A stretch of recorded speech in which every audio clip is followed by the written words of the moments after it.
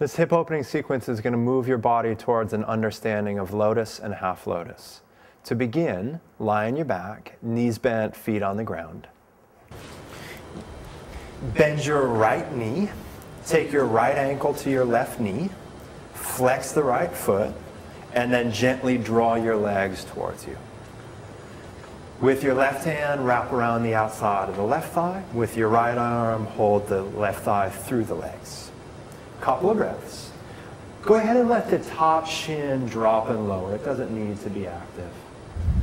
And then nice and slowly, from deep inside your upper arms, draw your legs towards you, just finding the edge and finding sensation of opening and releasing and letting go in that hip. One more cycle of breath, just starting to get those legs to wake up and wake up. Then as you exhale, release. Switch legs, left ankle onto right knee, flex the left foot, and draw your legs towards you. You might notice one side different from the other side. Most of us are fairly asymmetrical, so don't be surprised if this is the case. 2 or 3 more cycles of breath. Gently use the arm bones to draw that top leg towards you. One more inhalation. Then as you exhale, release. Knees bent, bottom of the feet to the floor. And then keep the left knee bent, foot on the floor, and draw the right leg in, taking half happy baby's pose. Right hand holds the outside of the right leg. Take the right elbow just a little bit in towards the inner knee. And then as you take a few more cycles of breath, extend your bottom leg on the sticky mat. Imagine a seam that runs from the left sitting bone down the back of the leg to the heel and lengthen through that back seam of the straight leg. One more smooth inhalation. Then as you exhale, segue into happy baby's pose, both legs. Pause a moment there. Then right foot to the floor, right knee bent. Couple of breaths. Now that you've lowered the right leg, deepen the left leg. Hold the depth of that leg, and then that's it, straighten the right leg. 2 or 3 cycles of breath. Imagine a seam that runs from the right sitting bone, down the back of the leg to the heel. Stretch through that straight leg seam. One more inhalation. Then as you exhale, fold both legs into happy baby's pose just for a moment. And then on the exhale, release the legs, knees bent, bottom of the feet to the floor. Good. From there, rock back, then rock all the way forward to a sit. From the sit, cross the right shin in front of the left shin. Walk the shins forward till both shins are parallel with the front edge of your sticky mat. Now, rotate your chest so it faces your left knee. So you'll do a little quarter turn to your left. Good. Now from there, walk forward and out at an angle. That's it. So the torso drapes the left leg and the left knee. Couple cycles of breath. Reach back with your right thumb. Burrow your right thumb into your right hip crease. And then fan the fingers on the outer thigh and outer hip. With your thumb, gently press down and roll that thigh away. And then as you do that with the fingers, roll the flesh of the outer leg and the outer hip towards the wall behind you. Help externally rotate and turn those tissues. Good. Then with the next deep inhalation, come all the way back up to center. Pause for a moment. Then take the left shin in front of the right shin. Turn the chest a little quarter turn towards your right knee. And then walk out over that leg.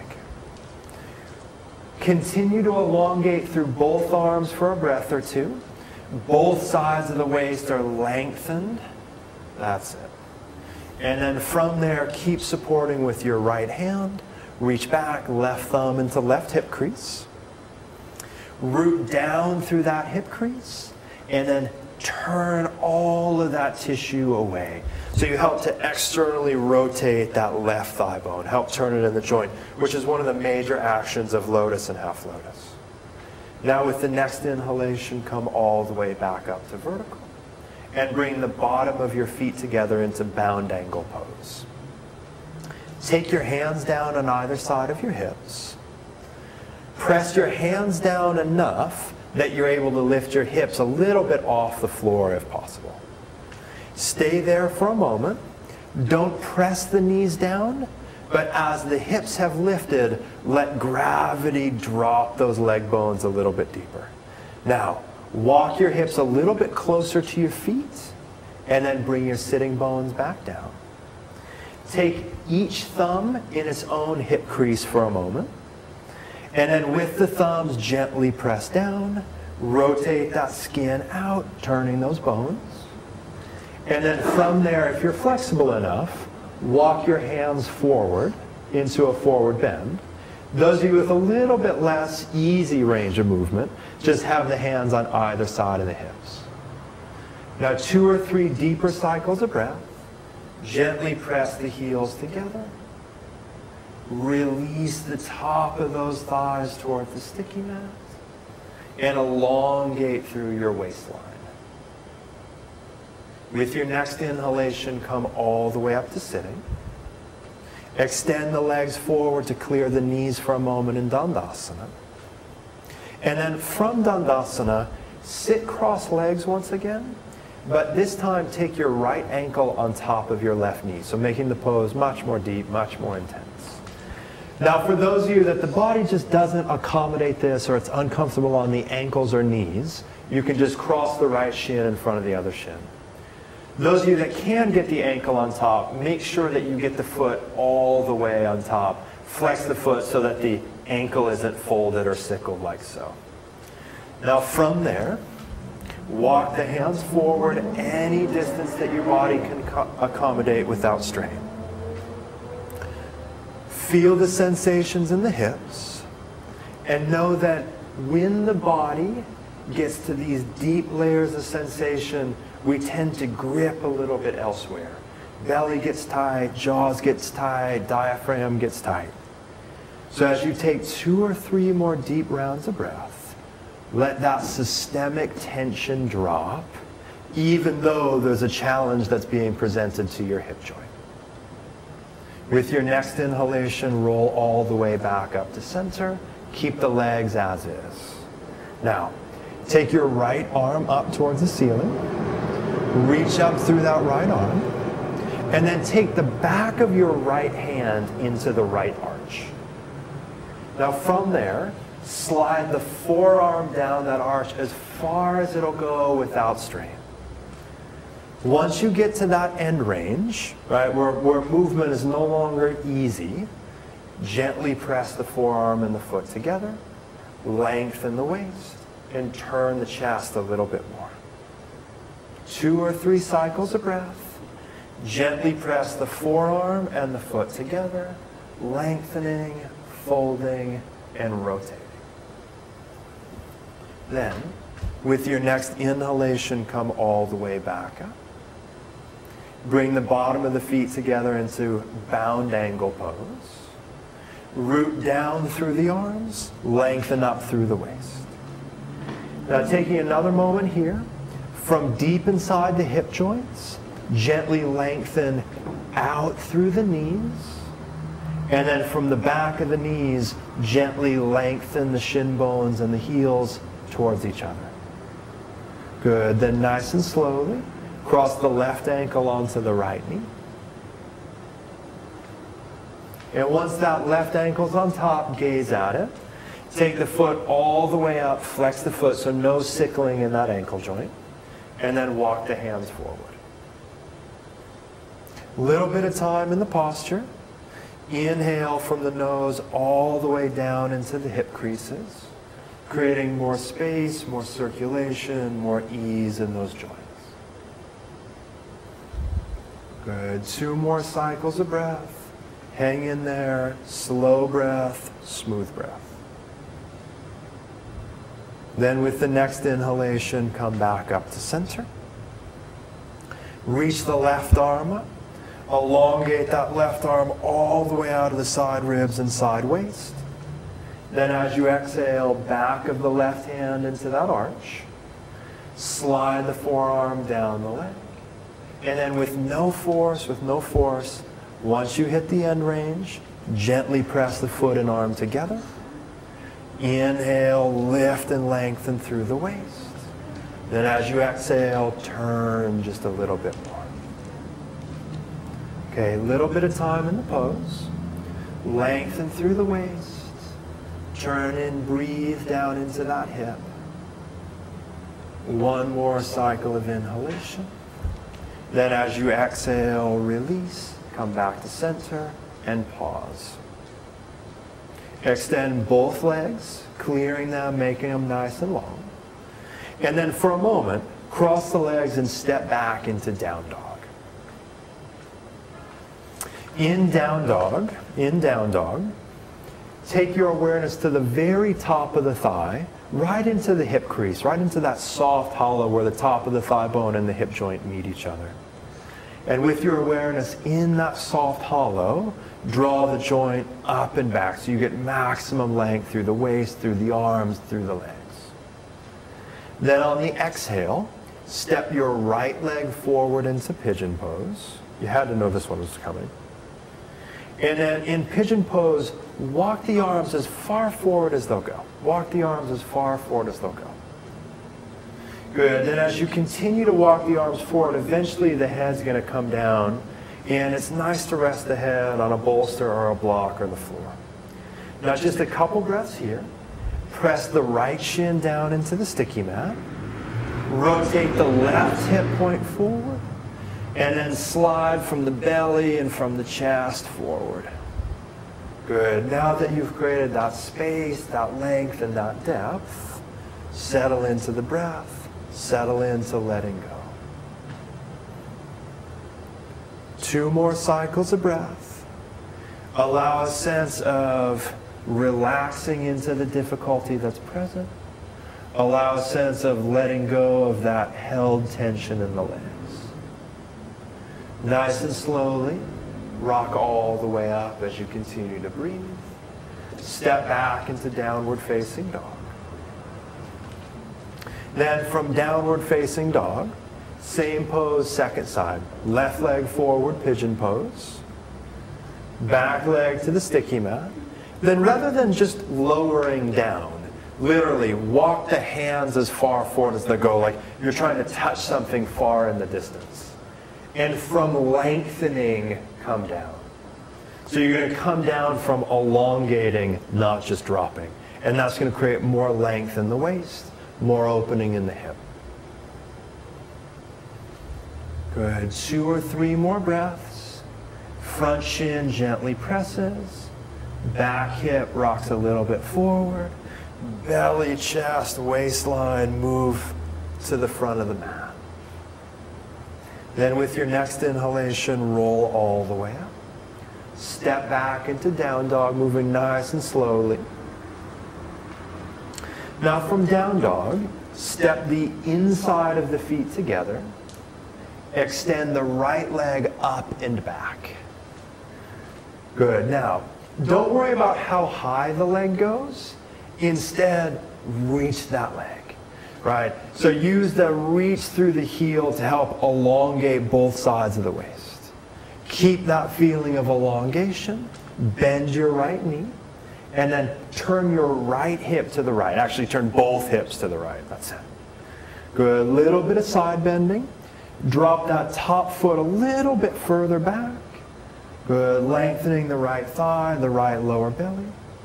Then as you exhale, pull the right knee into pigeon pose one more time on this side. And as you take this side, take the front shin and ankle a little bit further forward than last time. Any discomfort in the knee, walk that heel back. If you still get discomfort, it's best to work personally with the teacher to figure out what angle of articulation of that knee is appropriate, if at all, for your body. Now from there, the legs are in a more challenging position. The further forward the front shin bone goes to the front of the mats, the harder the posture is. From there, walk the hands forward. You might not be able to come all the way down. That's totally fine. When the leg's in a different configuration, it slightly opens different musculature. 2 or 3 more breaths. This is a bigger, deeper, harder version. Settle the mind, let go of internal resistance, and melt into the pose. Long, smooth, thin breath goes down into and soaks the right hip. Then with the next in-breath, come all the way up. Step back into down dog. From down dog, step the legs together. Extend the left leg up and back. Keep both hips fairly level with each other. And then with that top heel, just reach and reach and reach and reach. Both sides of the waistline long. From there, bring your left knee to your left wrist. Pigeon pose. And coax that front shin further forward. Okay, so in the pose, the front thigh is going to be parallel to the long edge of the sticky mats. And the front shin, at maximum, is going to be parallel to the front edge of the sticky mat. Okay? This is a hard pose to set it up with that shin as far forward as it goes, but take it as far forward as it can without strain. From there, walk the hands forward. And again, particularly as we get deep into these hips and move towards pigeon pose, make sure that you're listening to your knees. No strain in the knees. Rock your right hip point a little bit lower. Then waistline a touch longer. One more smooth, long inhalation. Then as you exhale, walk up, step back into down dog. One long, smooth, deep breath here. Then as you exhale, bring the knees to the floor. Rest in child's pose, nice and brief. Just a moment, stay here. Feel the fold of the legs. Feel the fold of the hip joint. Feel the draping of the trunk over those legs. Then, with your hands under your shoulders, press your hands down. Inhale, roll all the way up. Now, once again, extend the legs forward, staff pose.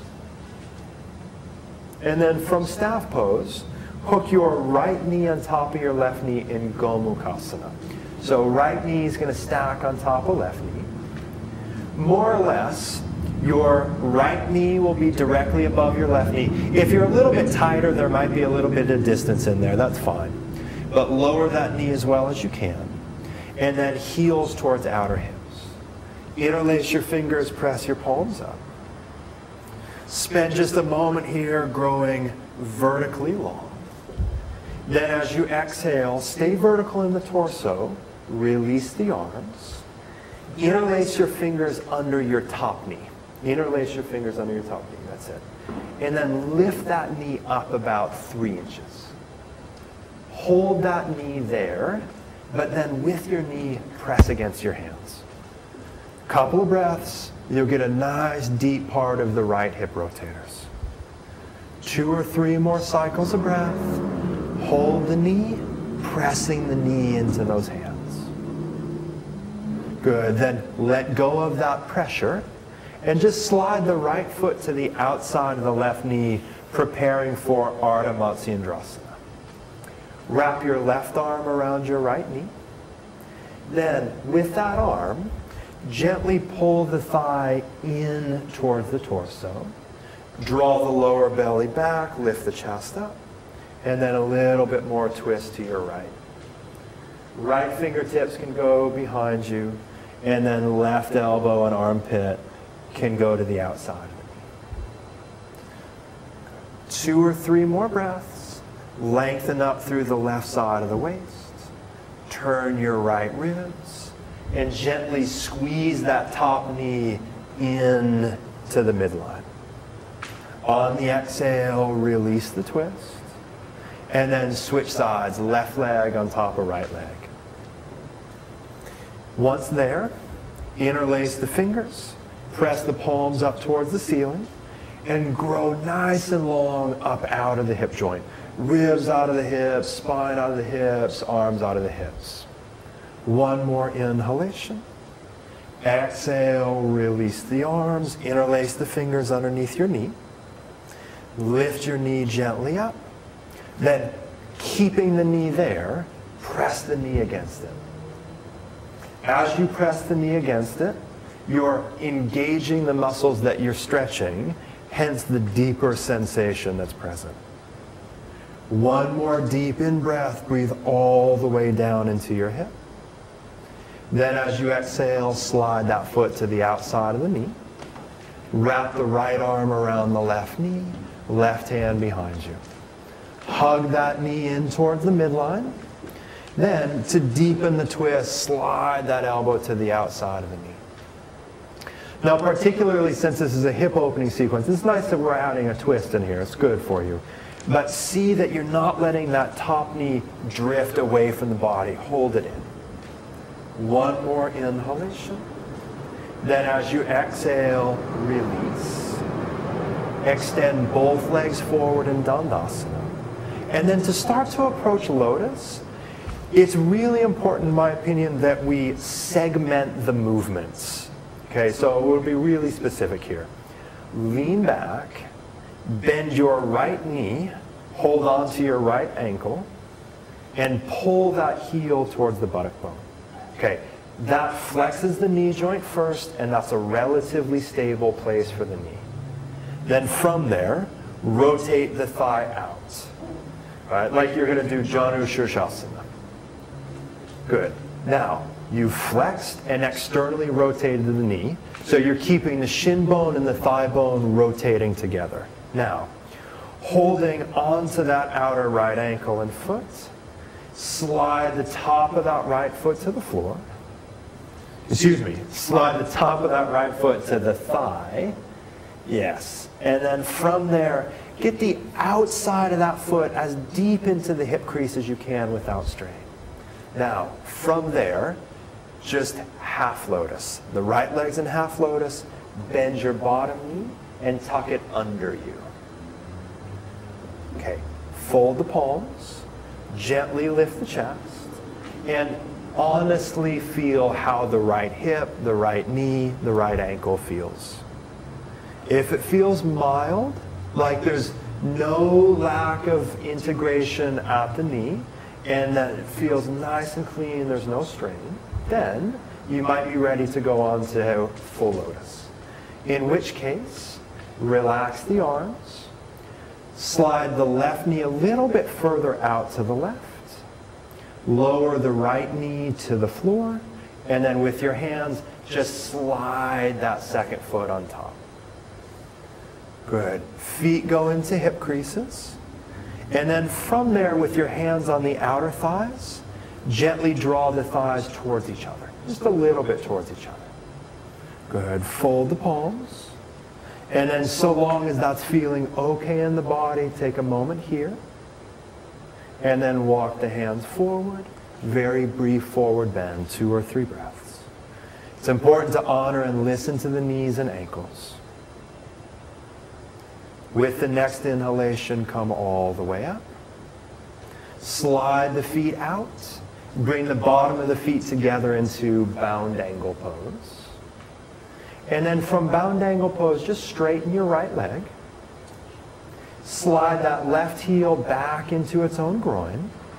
And then holding the foot, don't lift up, but instead slide that foot up the inner thigh towards the hip crease. Good. Tuck the bottom leg under. And if half lotus or full lotus is inaccessible, do not force the pose. Come back to any of the other hip openers, pigeon pose or cross leg forward bend. Now, from here, slide the bottom shin a little bit further forward. Allow the knee to drop. Do not force it down. And then, if possible, slide that foot on top. If there and reasonably comfortable, fold the palms, thumbs on the breastbone. Feel the drop, feel the rotation, feel the action of the legs. Then walk the hands forward, forward bend. 2 or 3 cycles of breath. Feel the rotation of the legs. Feel that energetic current of the legs. Feel that drop, that spin, that gathering of the legs.